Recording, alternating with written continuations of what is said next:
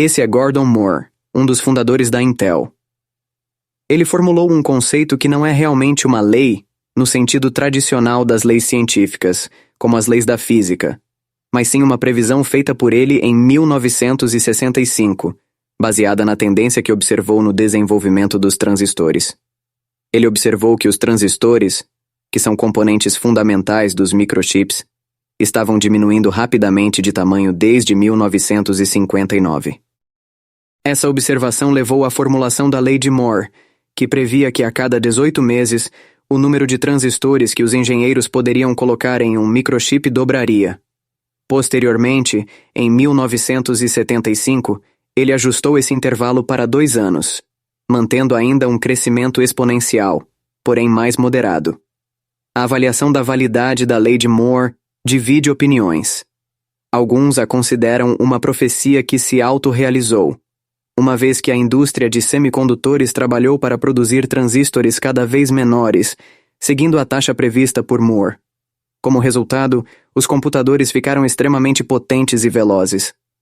Para se ter uma ideia, o primeiro circuito integrado, planejado em 1959, continha apenas um único transistor, enquanto o chip presente no iPhone 14 Pro contém impressionantes 16 bilhões de transistores. Com essa escalada no número de transistores, houve o desenvolvimento de dispositivos cada vez menores e mais eficazes. Por exemplo, o computador de orientação da Apollo, que supostamente levou astronautas à Lua, tinha o poder de processamento de cerca de 15.000 flops, enquanto a potência de um NES era aproximadamente 0,25 dessa quantidade. As gerações subsequentes de dispositivos, como o Xbox e o Xbox 360, superaram em muito o poder de processamento do iPhone 4. FLOPS é a abreviação de Floating Point Operations per Second, que em português significa operações de ponto flutuante por segundo. É uma medida de desempenho usada para quantificar a capacidade de processamento de um computador ou sistema em realizar cálculos matemáticos que envolvem números de ponto flutuante, que são números com uma parte decimal que pode variar em magnitude. O MOSFET, ou transistor como é popularmente conhecido, é utilizado para controlar o fluxo de corrente entre duas regiões condutoras por meio de um campo elétrico. Tem um papel crucial no funcionamento dos circuitos integrados e microchips, permitindo a amplificação e a comutação de sinais elétricos.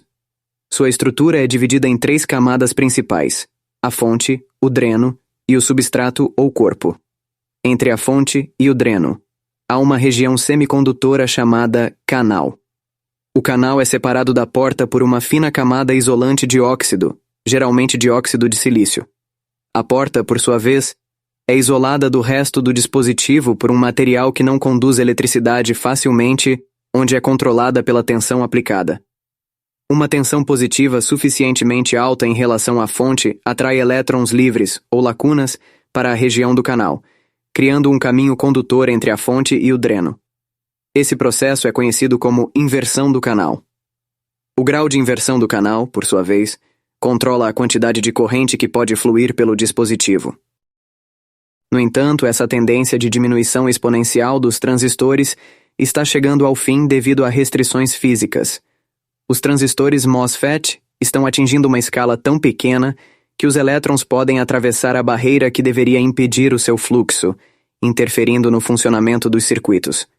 Isso ocorre devido ao fenômeno conhecido como tunelamento quântico, que surge em escalas extremamente pequenas e imprevisíveis, devido à natureza probabilística das partículas subatômicas. O desafio agora é encontrar novas abordagens, como a computação quântica, para continuar melhorando a capacidade dos dispositivos. A computação quântica é baseada em princípios quânticos e permite realizar cálculos de maneira muito mais eficiente em certos contextos. A Lei de Moore teve um impacto duradouro, mas agora os especialistas estão explorando novas fronteiras para impulsionar o avanço tecnológico. Isso marca uma mudança na forma como os computadores continuarão a evoluir, não da mesma maneira linear, mas explorando novos horizontes da física quântica.